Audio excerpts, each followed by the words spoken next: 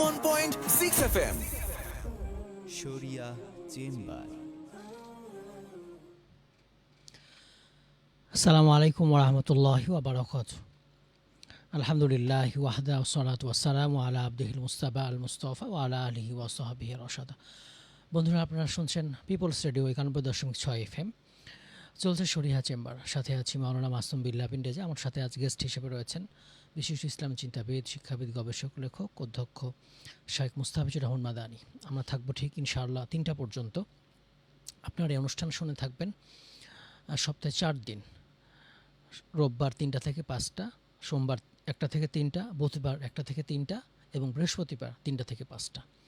এই অনুষ্ঠানগুলোতে আমরা ইসলামের একটি বিষয় নিয়ে কথা বলবো আর আপনাদের করা ইসলাম বিষয়ক বিভিন্ন প্রশ্নের কোরআন এবং সুন্নাহর আলোকে জবাব দেব। আপনারা আমাদের অনুষ্ঠান শুনতে পারেন, সাথে সাথে এই বিষয়ে প্রশ্ন করতে পারেন অথবা ইসলামের অন্য কোনো বিষয়ে প্রশ্ন করতে পারেন। SMS করতে পারেন, টাইপ করতে পারেন, PR স্পেস আপনার নাম space the location space the question, এগুলো লিখে পাঠিয়ে দেবেন 26969 নাম্বারে, 26969 নাম্বারে। সরাসরি ফোনও করতে পারেন 09644500500 নাম্বারে, 09644500500 নাম্বারে।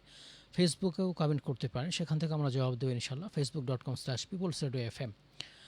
অনলাইনে শুনতে পারেন peoplesradiolimited.com। এখানে গুগল প্লে স্টোর থেকেও পিপলস রেডিও অ্যাপ ডাউনলোড করে শুনতে পারেন। শেখ, আসসালামু আলাইকুম রহমতুল্লাহ। ওয়ালাইকুম আসসালাম রহমতুল্লাহি ওয়া বারাকাতুহু। সে কেমন আছেন সব মিলে?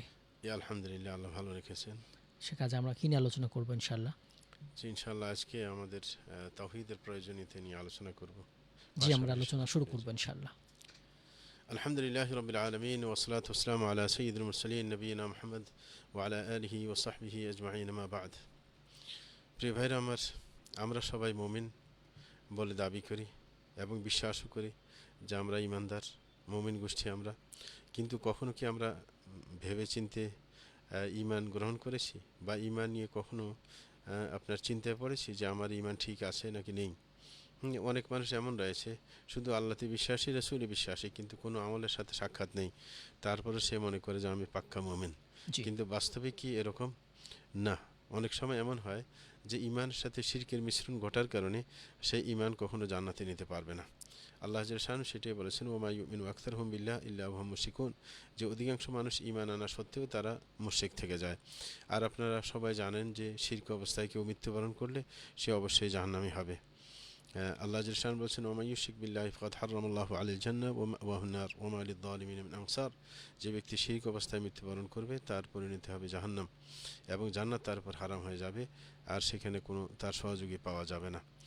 এতে আমরা বুঝতে পারি যে সকল মুমিন জান্নাতি না, বরং যদি খাঁটি ইমানদার হয় তাহলে সে জান্নাতি হবে। এই কারণে সাহাবায়ে কেরামের মধ্যে এই চিন্তা ছিল যে আমার ইমান খাঁটি কিনা, এটা নিয়ে তারা চিন্তিত ছিলেন। কখনো ব্যতিক্রম কিছু অনুভব হলে সেটা নিয়ে চিন্তিত হয়ে রাসূল আকরাম সাল্লাল্লাহু আলাইহি ওয়াসাল্লাম থেকে সেটা সমাধান বের করার চেষ্টা করতেন। কারণ রাসূল ইসলাম নিজেই বলেন, ইন্নাল ঈমান লা ইয়াবলা কামা ইয়াবলা ওয়াশিয়াত থাউব, যে ঈমান পুরাতন হয়ে যায় যেরকম আপনার কারুকার্য খচিত জামা কাপড় যেরকম পুরান হয়ে যায়। তো এইভাবে ঈমানটা যখন পুরান হয়ে যায়, রাসূল পরামর্শ দিয়েছেন ফাজাদ্দিদু ঈমানাকুম, যে তোমরা ঈমানকে নবায়ন করে নাও। কিন্তু আমাদের দেশে ঈমানকে নবায়নের কথা বললে অনেকে বিরক্তি বোধ করেন। ঈমান নবায়ন নামে একটা বইও আছে আপনার। তো সুতরাং কিন্তু অনেকে এই বইয়ের হেডলাইন দেখলেই বিরক্তি বোধ করে যে ঈমান আবার নবায়ন কিভাবে করা হয়। তো সুতরাং আমাদের ঈমানকে নিয়ে চিন্তিত হতে হবে। সাহাবায়ে কেরামের মধ্যে এই চিন্তা ছিল। হযরত হানজালা রাদিয়াল্লাহু তাআলা আনহু, তিনি একজন বিশিষ্ট সাহাবী ছিলেন।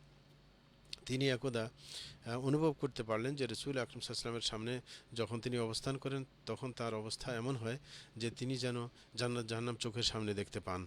কিন্তু যখন তিনি বাড়িতে আসেন, ফ্যামিলির সাথে একত্রিত হন, তখন কিন্তু সেই ভাবটা তার মধ্যে থাকে না। তখন তিনি অনুভব করতে পারলেন যে দুই অবস্থার মধ্যে পার্থক্য রয়েছে, হয়তোবা আমি মুনাফিক হয়ে গেছি। এই কারণে তিনি বলতেছিলেন যে নাফাক হানজালা, যে হানজালা তো মুনাফিক হয়ে গেছে। এই চিন্তা মাথায় নিয়ে তিনি বের হলেন যে এটা সমাধান রাসূল থেকে অবশ্যই জানতে হবে। যখন প্রতিমধ্যে তিনি রওনা করলেন, হঠাৎ করে সাক্ষাৎ হয় হযরত আবু বকর রাদিয়াল্লাহু তাআলার সাথে। তিনি অস্থিরভাবে যখন চলতে দেখলেন তো বললেন যে কী সমস্যা তোমার, যে তোমার কি হয়েছে, অস্থির কেন তুমি? তখন বললেন যে হানজালা তো মুনাফিক হয়ে গেছে। তখন তিনি বললেন, কীভাবে মুনাফিক হয়ে গেলে তুমি আমাকে বুঝাও। তখন উনি পার্থক্যটা বুঝাইলেন যে রাসূলের সামনে আমার এক অবস্থা থাকে, ঘরে আসলে আরেক অবস্থা।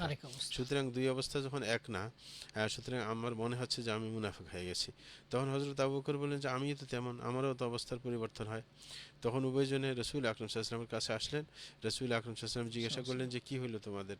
তো হানজালা রাদিয়াল্লাহু আনহু বললেন যে আমি তো মুনাফিক হয়ে গেছি। তখন বললেন কীভাবে বুঝলি? ব্যাখ্যা দেওয়ার পর রসুল আকরম সাল্লাম বললেন না, এটা তোমার বুঝের ভুল। বলছে ওয়ালাকিন ইয়া হানজালাতু সাআতান ওয়া সাআ, যে হানজালা ঘন্টায় ঘন্টায় মানুষের ইমানের মধ্যে উঠানামা করে, সকল অবস্থা একই রকম হয় না। যদি এমন হতো যে আমার সামনে যে অবস্থায় থাকো, নিজের ঘরে গেলেও একই অবস্থা থাকতে, তাইলে কিন্তু ব্যতিক্রম হয়ে যেতে। এই কারণে রসুল বলছেন লাউ তাদুমুন আলা মা কুনতুম আলাইহি ইনদি লাসাফাহাতকুমুল মালাইকাতু ফিত তুরকাতি ওয়া আলা ফুরুশিকুম, যে যদি আমার সামনে যে অবস্থায় তোমরা থাকো, এই অবস্থা যদি তোমাদের ঘরে গিয়েও থাকতো, তাহলে তোমরা তো ফেরেশতা হয়ে যেতে। তোমাদের সাথে ফেরেশতা আপনার রোডে তোমাদের বাড়িতে গিয়ে মুসাফা করতো জি তোমাদের জি সাথে, তো বেশ কম থাকতো না। তো এই কারণে আমরা জানি যে মানুষের ইমান উঠানামা করে। এই কারণে কোরআন মাজিদের মধ্যে ইমান যে আপনার বর্ধিত হয়, ইমানের যে উঠানামা করে, সেটাও কোরআনের মধ্যে আসছে। আল্লাহ জিশান বলছেন ওয়াইদা তুলিয়াত আলাইহিম আয়াতু যাদাতুহুম ঈমানা, ঈমানা। হ্যাঁ, যখন কোরআন তেলাওয়াত করা হয় তখন মুমিনদের ইমান বৃদ্ধি পায়, হ্যাঁ, বেড়ে যায়। বেড়ে যায়। এরকমভাবে আমলের কারণে ইমান বেড়ে যায়। আহলে সুন্নাহ ওয়াল জামাতের একটা বিশ্বাস যে ইয়াজিদুল ঈমান বিত্তাআতি ওয়া ইয়ানকুসু বিল মাসিয়াহ, যে যখন আনুগত্য যত বেড়ে যায়, আমল যত বেড়ে যায়, তত ইমান শক্তিশালী হয়। আমল যত ঘাটতে থাকে, মানে নিচের দিকে ডাউন হতে থাকে, তখন ইমানটাও ডাউন হতে থাকে। এই কারণে যার আমল বেশি তার ইমানও শক্তিশালী। জি এই কারণে ইমানকে আমাদের শক্তিশালী করে নিতে হবে। ইমানকে যদি শক্তিশালী করতে হয়, তাহলে তাওহীদের ব্যাপারে জানাশোনা থাকতে হবে। কারণ শুধু ইমান সেটা জান্নাতে নিতে পারবে না। কারণ মক্কার কাফের যারা ছিল, তাদের মধ্যে ইমান ছিল, কিন্তু রসুল আকরম সাল্লাম তাদেরকে সেই শিরক মিশ্রিত ইমান থেকে বের করে আনার চেষ্টা করেছেন। তিনি বলতে চাইছেন, প্রথম যখন তিনি সাফা পাহাড়ের উপরে উঠে বললেন কুলু লা ইলাহা ইল্লাল্লাহ তুফলিহু, যে তোমরা লা ইলাহা ইল্লাল্লাহ বলো, আল্লাহ ছাড়া সত্য কোনো মাবুদ নেই, আর যত মাবুদ তোমরা পূজা দিচ্ছ সবগুলো বাতিল, সুতরাং এক আল্লাহতে বিশ্বাসী হতে হবে। তখন মক্কার যে লোকেরা ছিল মুশরিক, তারা আশ্চর্য হয়ে গেল। এমনকি আপনার আবু লাহাব বলে বসলো আজআল আল আলিহাতি ইলাহা ওয়াহিদা ইন্না হাযা লাশাইউন উজাব, যে সমস্ত ইলাহকে বাদ দিয়ে এক ইলাহের কথা বলছে, যে এতগুলো পূজা দিয়ে সারতে পারছে না, আবার একজনের পূজা দিয়ে কি হবে? মানে সে বলছে ইন্না হাযা লাশাইউন উজাব, এটা খুব আশ্চর্য ব্যাপার, এরকম তো হতে পারে না, একজনকে কেন ধরতে যাব এতজন বাদ দিয়ে? তো তাদের কাছে আশ্চর্য মনে হয়েছে, কারণ তারা ওইটাতেই অভ্যস্ত ছিল। এই কারণে রসুল আকরম সাল্লাম তাদেরকে সেই শিরিক থেকে দূরে সরিয়ে এনে খাঁটি তাওহীদের দিশা দিয়েছেন। আর এই কারণে আল্লাহ জাল্লাহু যে তাদের যে ঈমান ছিল, মানে মৌলিক ঈমান ছিল, সেটার কথা কিন্তু কোরআনের মধ্যে বলেছেন। আল্লাহ জাল্লাহু বলছেন ফাইদা রাকিবু ফিল ফুলকি দাউল্লাহ মুখলিসিন লাহুদ্দিন ফালাম্মা নাজ্জাহুম ইলাল বাররি ইযা হুম ইউশরিকুন, যে মক্কার কাফেররা এমন ছিল, যখন তারা নৌকাতে ভ্রমণ করত, তখন যখন তুফান লাগতো, তখন সবাই মূর্তি পূজা বন্ধ করে দিত এবং আল্লাহর কাছে ফরিয়াদ করা শুরু করতো, হে আল্লাহ, আপনি ছাড়া এখন কেউ বাঁচানোর ক্ষমতা রাখেন না, সুতরাং আমরা মূর্তি পূজা বাদ দিলাম, মূর্তি পূজা থেকে তওবা করলাম, আপনি আমাদেরকে পাড়ে পৌঁছিয়ে দেন। তখন আপনার নিয়ন্ত্রিত হয়ে যেত সব কিছু। যখন পাড়ে পৌঁছতো তারপরে আবার ভুলে যেত। আল্লাহ বলেন ফালাম্মা নাজ্জাহুম ইলাল বাররি ইযা হুম ইউশরিকুন, যখন তাদেরকে স্থলভাগে নিয়ে আসি নিরাপদে, তখন তারা আবার আমার সাথে শিরক করা শুরু করে। তাইলে তাদের মধ্যে ঈমান ছিল। তারা ওই অবস্থায় তারা মক্কার কাবা শরীফ তওয়াফ করত, তারা কাবা শরীফের খাদেম ছিল, খেদমত করত, হাজিদেরকে পানি পান করাতো, অনেক কাজই তারা করত, ধর্মীয় কাজ। এমনকি এটা আরও আমরা বুঝতে পারি, যখন আবু জাহাল লিডার ছিল সেখানের, আপনার মক্কা এলাকার, সেই যুগে রসুল আকরম সাল্লাল্লাহু আলাইহি ওয়াসাল্লামের জন্মের আগের একটা ঘটনা, সেটা হচ্ছে ওই যে আসহাবে ফিলের ঘটনা। যখন আবরাহা আপনার গভর্নর ইয়ামানের মধ্যে যখন চিন্তা করলো যে মক্কাতে লোকেরা যায় কাবা শরীফ তওয়াফ করার জন্য, তা আমাদের তো সক্ষমতা বেশি, ওরা হচ্ছে আপনার গ্রাম্য লোক, আমরা হচ্ছে প্রভাবশালী, সুতরাং আমরা কি সুন্দর একটা ঘর তৈরি করতে পারি না, যেটার জন্য মানুষের তওয়াফ করতে আসবে, যেটা আপনার দর্শনীয় বিষয় হয়ে যাবে। তখন সে চিন্তা করে একটা ঘর তৈরি করলো ইয়ামানের মধ্যে এবং বিশ্ববাসীর কাছে ঘোষণা দিল যে এই ঘর তওয়াফ করার জন্য সবাই আসবে, কিন্তু কেউ আসে নাই। বরং রাগ করে মক্কা এলাকার একজন ব্যক্তি ওখানে গিয়ে আপনার মল ত্যাগ করে সেটাকে আপনার কলুষিত করে দিয়েছে। এতে করে সে রাগান্বিত হয়েছে, সে মনে করছে যে না, এটা মক্কার লোক ছাড়া এটা কেউ করতে পারে না। তখন সে প্রতিজ্ঞা করলো যে যেই কাবার নিয়ে এত তাদের দাপট, সেই কাবাকে আমি ধ্বংস করে দেব, যেন মানুষ সবাই আমার এদিকে আসে। তখন সে কাবা ধ্বংস করতে যায়। এই আবরাহা যখন রওনা করলো হস্তি বাহিনী নিয়ে, তখন কাবার বাইরের এলাকায় মানে আপনার মুজদালিফার সাইডে সেখানে অবস্থান করলো, এখনও হারাম এলাকায় ঢুকে নাই। বাইরে অবস্থান করে সে পর্যবেক্ষণ করতে চাইলো যে মক্কার যে লিডার তার অবস্থা কেমন, সে কি জাতিকে নিয়ে ভাবে নাকি নিজকে নিয়ে ভাবে। এটা তাদের অভ্যাস ছিল যে লিডারের গুণগত মান তখনই বাড়তো যখন সে নিজের ব্যক্তিগত চিন্তা না করে জাতিকে নিয়ে চিন্তা করে। বর্তমান যুগে কিন্তু ব্যক্তি চিন্তা বেশি, লিডাররা নিজের চিন্তা বেশি করে, নিজের আখের গোছানোর চেষ্টা করে, কিন্তু জাতি নিয়ে কোনো ফিকির নেই। এই কারণে আব্রাহা সে কী করলো, লোক পাঠিয়ে আপনার আবু তালেবের না আবু জাহালের মোটগুলো নিয়ে আসলো, জি 200 মোটের মতো নিয়ে আসলো। নিয়ে আসার পর যখন এই খবর ওনার কানে যায় তখন তিনি রাগান্বিত হন এবং তিনি সেই উট নেওয়ার জন্য চলে আসে আব্রাহার কাছে। জি। আব্রাহার সাথে যখন সাক্ষাৎ হয়, আব্রাহা বলল, কী জন্য আসলে তুমি? তখন সে বলল যে আমি আসলাম তো আমার উটের জন্য, হ্যাঁ, যে আমার উটের জন্য আসছি, কারণ আমার কাছে খবর পৌঁছেছে যে তোমার লোক আমাদের উট নিয়ে আসছে 200 উটের মতো। তখন ও হাসি দিয়ে বলল যে তুমি কিসের নেতা হইলে? আব্দুল মোত্তালিবকে বলতেছে, আব্দুল তুমি মুত্তালিব। কিসের নেতা হইলে যে তোমাকে নিজের চিন্তা না করে নিজের চিন্তা করো, আর তোমার যেটা লিড দিচ্ছ যে কাবার, সে কাবার চিন্তা তোমার মধ্যে নাই, যে আমি কাবাকে ধ্বংস করার জন্য এসেছি। তখন আব্দুল মোত্তালিব একটা চমৎকার কথা বললেন। আব্দুল মোত্তালিব বললেন যে আনা রব্বুল ইবিল, হ্যাঁ, ওয়ালিল বাইত রব্বুন ইয়াহমি, যে আমি হচ্ছি এই উটের মালিক, এই কারণে আমার উট নিতে আসছি, সেটা তো অন্য কেউ নিতে আসবে না। কিন্তু ওই ঘর, যেই ঘরের আমি পাহারাদারি করছি, সেটার মালিক কিন্তু আল্লাহ জাল শানুহু, আল্লাহ সেটাকে রক্ষা করবেন। এই কারণে সে শেষ পর্যন্ত উটগুলা নিয়ে তার এলাকার লোকদেরকে নিয়ে বলল যে আমাদের হাতির সামনে আমাদের দাঁড়ানোর কোনো সক্ষমতা নেই। এই কারণে পাহাড়ের চূড়ায় উঠে কান্নাকাটি শুরু করলেন, আল্লাহকে বললেন, হে আল্লাহ, আমাদের তো সাধ্য নেই এই হাতির মোকাবিলা করা, এই কারণে তুমি তোমার ঘর রক্ষা করবে। জি কান্নাকাটি করার পর হ্যাঁ, তখন পাখি আল্লাহ জান পাঠিয়েছেন এবং পাখিগুলা পাথর নিয়ে আসছেন, তিনটা তিনটা করে, মুখে একটা, দুই পায়ের মধ্যে দুইটা, নিক্ষেপ করে সবগুলোকে ধ্বংস করে দেয়। কারণ এই পাথরগুলো এত বিষাক্ত যে যার গায়ে ঢুকে তার গায়ের মধ্যে পছন্দ ধরে, পছন্দ এবং হয়। এটা শেষ জায়গা হচ্ছে মাটি, মাটির কাছে গিয়ে সে ঠেকবে, মাঝখানে সব ছিদ্র করে ফেলবে। তো এই যে আপনার আব্দুল মুত্তালিব আপনার ওই এলাকার নেতা ছিল তখনকার যুগে, তার ঈমান কতটুকু দেখেন, যে সে আল্লাহতে বিশ্বাসী এবং তিনি মনে করেন যে এই ঘরের মালিক তো আল্লাহ, আল্লাহ তো পারেন এই ঘরকে রক্ষা করতে, আমার দ্বারা তো সম্ভব না। তাইলে ঈমান তাদের মধ্যে ছিল, কিন্তু যেটা ছিল না সেটা হচ্ছে তাওহীদ, যে এককভাবে আল্লাহর ইবাদত করার মানসিকতা তাদের ছিল না। তারা আল্লাহর ইবাদত করতো, পাশাপাশি মূর্তিগুলোর ইবাদত করতো। হ্যাঁ, একজন এক মূর্তি এক কাজের জন্য তারা নির্ধারণ করে রেখে, কেউ যুদ্ধে বিজয়ের যাওয়ার জন্য হ্যাঁ মূর্তি নির্ধারণ করে যে ওর পূজা দিলে যুদ্ধে বিজয় লাভ করা যাবে, ওকে পূজা দিলে বাচ্চা পাওয়া যাবে, হ্যাঁ ওকে পূজা দিলে এই সমস্যা দূর হবে, এই সমস্যা দূর হবে। এইভাবে তারা অনেক মূর্তিতে বিশ্বাসী ছিল। এই কারণে তাওহীদ থেকে তারা বঞ্চিত ছিল। এই কারণে রসুল আকরম সাল্লাল্লাহু আলাইহি ওয়াসাল্লাম এসেছেন তাওহীদ শিক্ষা দেওয়ার জন্য। আল্লাহ নিজে বলেছেন, ওয়ালাকাদ বাআথনা ফি কুল্লি উম্মাতিন রাসূলা আন ইউবুদুল্লাহ ওয়াজতানিবুত তাগুত, যে আমি প্রত্যেক উম্মতের কাছে রসুল পাঠিয়েছি, জি জি তাদের মিশন ছিল যে একমাত্র আল্লাহর ইবাদত করবে এবং তাগুতকে প্রত্যাখ্যান করবে। তাইলে তাগুত যেটা, সেটা হচ্ছে আল্লাহর ইবাদতের বাইরে যার ইবাদত করা হয় তাকে তাগুত বলা হয়। তাগুত। সুতরাং যে ইবলিস তাগুত, কারণ তার আনুগত্য করা হয় আল্লাহর আনুগত্য বাদ দিয়ে। জি এই যে মূর্তি ইত্যাদি যেগুলোর পূজা দেওয়া হয় আল্লাহর বাইরে তাদের ইবাদত করা হয়, এই কারণে তাগুত বলা হয়। তো এই কারণে আমরা দেখতে পাচ্ছি যে রসুল আকরম সাল্লাল্লাহু আলাইহি ওয়াসাল্লাম তাওহীদ সাল্লাম। প্রতিষ্ঠার জন্য এসেছেন, যেমনিভাবে অন্যান্য আম্বিয়া কেরাম এসেছেন তাওহীদ শিক্ষা দেওয়ার জন্য।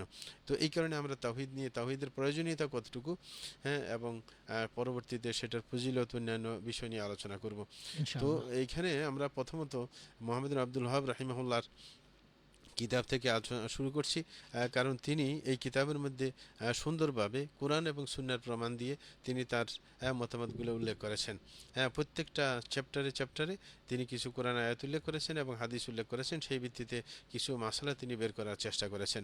তিনি প্রথম কিতাবুত তাওহীদের অধ্যায়ের মধ্যে তিনি যেটা বলছিলেন যে আল্লাহ জাল্লা শানু বাণী প্রথমে ওমা খালাকতুল জিন্না ওয়াল ইনসা ইল্লা লিয়াবুদুন, যে আল্লাহ জাল্লা শানু জিন এবং মানুষকে সৃষ্টি করেছে আমার ইবাদতের জন্য। বলছেন আমি জিন এবং মানুষকে সৃষ্টি করেছি আমার ইবাদতের জন্য। আমার ইবাদত মানে এককভাবে তার ইবাদত, মানে জি জি এটাই তাওহীদ। এরকমভাবে আরেকটা আয়াত নিয়ে এসেছেন, ওয়ালাকাদ বাআথনা ফি কুল্লি উম্মাতিন রাসূলান আন ইউবুদুল্লাহ ওয়াজতানিবুত তাগুত, যে আল্লাহ জাল্লা শানু বলেন আমি প্রত্যেক জাতির কাছে রসুল পাঠিয়েছি এই মর্মে যে তারা যেন তাদেরকে বলে, তার উম্মতদেরকে বলে যে তোমরা একমাত্র আল্লাহর ইবাদত করবে, তাগুতকে প্রত্যাখ্যান করবে। সুতরাং এটাও তাওহীদের কথা যে এককভাবে আল্লাহর ইবাদত করতে হবে, আল্লাহর পাশাপাশি কারোর ইবাদত চলবে না, তাদেরকে প্রত্যাখ্যান করতে হবে। অন্য আয়াতের মধ্যে আল্লাহ বলেন ওয়াকাদা রাব্বুকা আল্লা তা'বুদু ইল্লা ইয়াহু ওয়া বিল ওয়ালিদাইনি ইহসানা, যে আপনার প্রতিপালক রাসূলকে উদ্দেশ্য করে আল্লাহ বলছেন যে আপনার প্রতিপালক এই আদেশ করছেন যে যে তোমরা একমাত্র তারই ইবাদত করবে, আর কারোর ইবাদত করতে পারবে না। এরকম মাতা পিতার আপনার সদাচরণ করবে মাতা পিতার সাথে। এমনিভাবে আরেকটা আয়াতের মধ্যে বলেন আল্লাহ জাল্লা শানহু আবদুল্লাহ ওয়া লা তুশরিকু বিহি শাইআ, যে তোমরা একমাত্র আল্লাহরই ইবাদত করবে, আল্লাহর সাথে কোনো বস্তু ব্যক্তিকে শরীক করতে যাবে না। এরকমভাবে আরেকটি আয়াতের মধ্যে আল্লাহ জাল্লা শানহু বলেন কুল তাআলাউ আতলু মা হাররামা রাব্বুকুম আলাইকুম আল্লা তুশরিকু বিহি শাইআ ওয়া বিল ওয়ালিদাইনি ইহসানা, যে তোমরা আসো, রাসূল আকরাম সাল্লাল্লাহু আলাইহি ওয়াসাল্লাম বললেন যে তোমরা আসো, আমি তোমাদেরকে শুনিয়ে দিব যে জিনিসগুলো আল্লাহ জাল্লা শানহু তোমাদের উপর হারাম করে দিয়েছেন। এবং প্রথমটাই তিনি উল্লেখ করলেন যে আল্লাহ তুশরিকু বিহি শাইআ, যে আল্লাহর সাথে কোনো বস্তুকে শরীক করা যাবে না এবং মাতা পিতার সাথে সদাচরণ করতে হবে। এই 5টা আয়াত তিনি উল্লেখ করেছেন প্রথমত। এরকমভাবে আরও কয়েকটা হাদিস তিনি উল্লেখ করেন। প্রথমটা হচ্ছে ইবনে মাসউদ রাদিয়াল্লাহু আনহু হাদিস। ইবনে মাসউদ রাদিয়াল্লাহু আনহু বলেন মান আরাদা ইয়ানজুরা ইলা ওসিয়্যতি মুহাম্মদ আল্লাতী আলাইহা খাতামুহু ফালিয়াকরা কাওলুহু তাআলা কুল তাআলাউ আতলু মা হাররামা রাব্বুকুম আলাইকুম আল্লা তুশরিকু বিহি শাইআ। ইবনে মাসউদ রাদিয়াল্লাহু আনহু বলেন কেউ যদি রাসূল আকরাম সাল্লাল্লাহু আলাইহি ওয়াসাল্লামের শেষ ওসিয়ত দেখতে চায়, যে রাসূল ইসলাম শেষ সময় কি ওসিয়ত করে গেলেন, তখন সে যেন এই আয়াতের দিকে খেয়াল করে। আয়াতের মধ্যে বলা হয়েছে রাসূলকে আল্লাহ বলছেন যে তাআলা আতলু মা হাররামা রাব্বুকুম আলাইকুম আল্লা তুশরিকু বিহি শাইআ, যে রাসূল আপনি বলে দেন তোমরা আসো তোমাদেরকে হারাম বস্তুগুলো শুনিয়ে দেই। তার মধ্যে 1 নম্বর হচ্ছে আল্লাহর সাথে কোনো শরীক করা যাবে না। এরকমভাবে আরেকটা হাদিস, চমৎকার হাদিস এই বিষয় নিয়ে, সেটা হচ্ছে হযরত মুআয ইবনে জাবাল রাদিয়াল্লাহু আনহু হাদিস। সেখানে বলা হয়েছে যে হযরত মুআয ইবনে জাবাল বলেন কুনতু রদীফান নবী সাল্লাল্লাহু আলাইহি ওয়াসাল্লাম, আমি রাসূল আকরাম সাল্লাল্লাহু আলাইহি ওয়াসাল্লামের পেছনে ছিলাম গাদার উপরে, আলা হিমার, গাদার উপরে চড়েছিলাম রাসূলের পিছনে। তখন তিনি আমাকে বললেন, রাসূল আমাকে বললেন যে ইয়া মুআয আতাদরি মা হাক্কুল্লাহি আলাল ইবাদ ওয়া মা হাক্কুল ইবাদি আলাল্লাহ, তুমি কি জানো যে আল্লাহর অধিকার বান্দার উপর কি এবং বান্দার অধিকার আল্লাহর উপর কি? তখন উনি বললেন যে আল্লাহ ওয়া রাসূলু আলাম, যে আল্লাহ রাসূল এই ব্যাপারে ভালো জানেন। তখন রাসূল আকরাম সাল্লাল্লাহু আলাইহি ওয়াসাল্লাম ব্যাপারটা খুলে বললেন যে ফাইন্না হাক্কাল্লাহি আলাল ইবাদি আন ইয়াবুদুহু লা ইউশরিকু বিহি শাইআ, যে আল্লাহর অধিকার বান্দার উপর এটা যে একমাত্র আল্লাহরই ইবাদত করবে সবাই, আল্লাহর সাথে কোনো কিছুকে শরীক করতে পারবে না। তাইলে এটা হচ্ছে আল্লাহর অধিকার, যে তাওহীদ প্রতিষ্ঠা করে, এটা হচ্ছে আল্লাহর অধিকার বান্দার উপর। দ্বিতীয় নম্বর হচ্ছে বান্দার অধিকার আল্লাহর উপর কি বলছে, আল্লাহ ইউআযযিব মান লা ইউশরিকু বিহি শাইআ, যে বান্দার অধিকার আল্লাহর উপর, যদি বান্দা শিরিক না করে কোনো সময়, তাইলে তার অধিকার দাঁড়ায় যে আল্লাহ তাকে শাস্তি দিবেন না। তাইলে বান্দার কিসের ভিত্তিতে অধিকার, মানে তাওহীদ প্রতিষ্ঠার ভিত্তিতে অধিকার জন্মায়, যে আল্লাহর উপর কর্তব্য হয়ে যায় যে তাকে শাস্তি না দেওয়া। তখন হযরত মুআয রাদিয়াল্লাহু আনহু বললেন ইয়া রাসূলুল্লাহ আফলা উবাশশিরুন নাস, আমি কি এই চমৎকার কথা মানুষকে সুসংবাদ দেব না, যে মানুষ যদি শিরিক থেকে রক্ষা পেতে পারে তাইলে তার আপনার ক্ষমা পাওয়ার সুযোগ রয়েছে এবং সে শাস্তি থেকে মুক্ত থাকতে পারে। তখন রাসূল আকরাম সাল্লাল্লাহু আলাইহি ওয়াসাল্লাম বললেন লা তুবাশশিরহুম ফায়াত্তাকিলু, যে তুমি তাদেরকে জানিয়ে দেবে না, কারণ অনেক মানুষ আছে ভালো করে বুঝে না, সে মনে করবে যে না অন্য সব পাপ করা যায়, শুধু শিরক থেকে আপনি দূরে থাকলেই হয়, এরকম মনে করতে পারে। এই কারণে রাসূল ইসলাম নিষেধ করেছেন। তাইলে আমরা এখান থেকে বুঝলাম যে আমাদের আল্লাহর অধিকারের প্রতি আমাদের খেয়াল রাখতে হবে, কারণ আল্লাহর অধিকার, আল্লাহ আমাদের স্রষ্টা, তিনি আমাদেরকে রিজিক দিচ্ছেন, তিনি আমাদেরকে সুস্থ সবল রাখছেন, সব কিছু আল্লাহর পক্ষ থেকে আমরা নেয়ামত পাচ্ছি।